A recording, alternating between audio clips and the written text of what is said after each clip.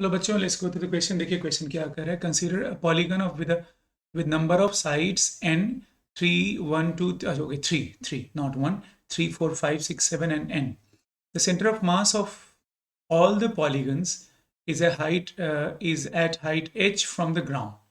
They roll on a horizontal surface about the leading vertex without slipping and sliding depicted. The maximum increase in height of the locus of center of mass for each polygon is delta, then delta depends upon. ठीक है बच्चों, तो ये triangle वाला कोई एक example लेके चलते हैं। हम लोग ट्रायंगल वाले की बात करते हैं। तो इसे ट्रायंगल बच्चों, ये सेंट्रॉइड इसका, यहीं पे सेंटर ऑफ मास होगा। ऑफ कोर्स यहाँ पर प्री इक्विलैटरल ट्रायंगल ऐसे बन सकते हैं about the centroid, and therefore this angle will be 120 120 120। तो अगर ये n साइड के पॉलीगन होगा बच्चों, अगर ये ट्रायंगल ना हो के n साइड का पॉलीगन होगा, तो this will be 2 pi by this entire angle will be 2 पाई। अगर n साइड का पॉलीगन होगा बच्चों, n साइड का पॉलीगन होगा, this entire angle will be 2 pi. And n number of triangles बनेंगे। जैसे यहाँ पे ट्रायंगल है तो 3 ट्रायंगल बने हैं, 1 2 3। तो वैसे ही अगर ये n साइड का पॉलीगन होगा तो n नंबर ऑफ ट्रायंगल्स बनेंगे, लाइक ऐसे। यहां पर n ट्रायंगल्स बनेंगे।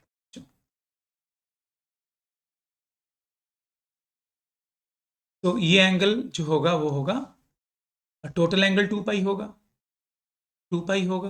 और ये n ट्रायंगल्स बनेंगे, that will be 2 pi by n।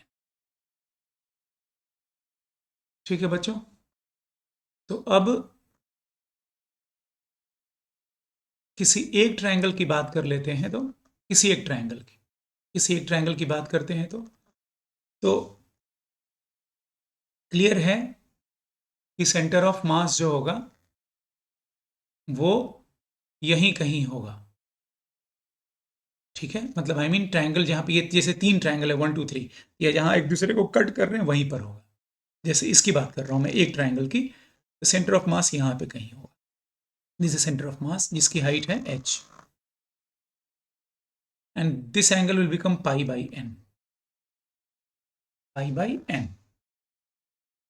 तो जब ये इस पॉइंट के अबाउट टॉपल करेगा, आई मीन रोल करेगा, ये जो डायग्राम है इसको देखते हुए आपको लगेगा कि हाँ ये कुछ देर के बाद ये पॉइंट ऐसे आ गया।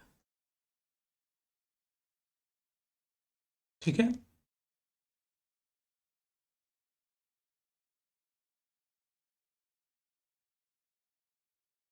तो ये टॉपल करने का मतलब है कि सेंटर ऑफ जो मास है वो एकदम इस वर्टिकल लाइन पे आ जाना चाहिए, यहां पे आ जाना, ये सेंटर ऑफ मास यहां आ जाना चाहिए, तभी तो टॉपल करेगा इस पॉइंट के about. Likely topple because M G ऐसे लगेगा। इसके बाद थोड़ा सा भी एंगल बढ़ाऊंगा तो ये टॉपल कर जाएगा, बिकॉज ऑफ एम जी का टॉर्क लग जाएगा। इसका मतलब क्लियर हो गया कि हमें ये हाइट बतानी है कितनी होगी।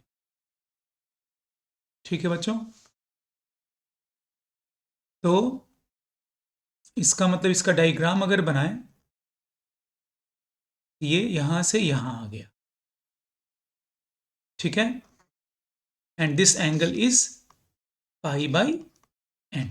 देख रहे हैं आप लोग, समझ रहे हैं? ये सेंटर ऑफ ग्रेविटी पहले यहां था ऐसे, अब ये टॉपल करने वाला है तो यहां आ गया। ये डायग्राम को देखना पड़ेगा। This is pi by N, this is also pi by N बच्चों। तो हमें बताना है, अच्छा ये हाइट अगर h है तो हमें बताना है कि ये डेल्टा बताना था, मैक्सिमम इंक्रीज, मतलब हमें ये हाइट बताना है बच्चों, डेल्टा बताना है। This height now can be found easily. ये हाइट h है बच्चों, तो ये हाइट भी h होगा। अब हमें ऐसा करते हैं,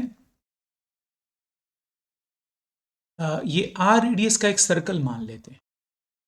r रेडियस के सर्कल में घूम रहा है ये, तो ये जितना लेंथ होगा बच्चों, ये वाली, एक मिनट कलर चेंज मैं करता हूं इसके लिए। ओके, तो ये जितना लेंथ होगा ना बच्चों, ये r, वो ये भी होगा उतना ही r, दिस इंटायर लेंथ। तो क्लियर है बच्चों कि this height is h is equal to r cos pi by n. Therefore, delta is equals to r minus h, that is r minus r cos pi by n. Therefore, delta is equals to r common 1 minus cos pi by n. This is the delta. तो ये depend करेगा बच्चों किन किन चीजों पे, ये देख लेते हैं। नाउ अब r का वैल्यू कैसे निकालेंगे बच्चों? एक और टर्म देखो आप लोग, r cos pi by n जो है वो h है, तो मैं r को लिख सकता हूं h by cos pi by n। This is delta is equals to h upon cos pi by n। यहां से इक्वेशन नंबर 1 एंड 2 से डिवाइड करूंगा तो this will become 1 upon cos pi by n minus 1. This is the answer, final answer in terms of h. So option then delta depends upon on n and h as. This is wrong. Answer is D. Hope आप लोग समझ गए होंगे बच्चों, answer D होगा। Thank you very much.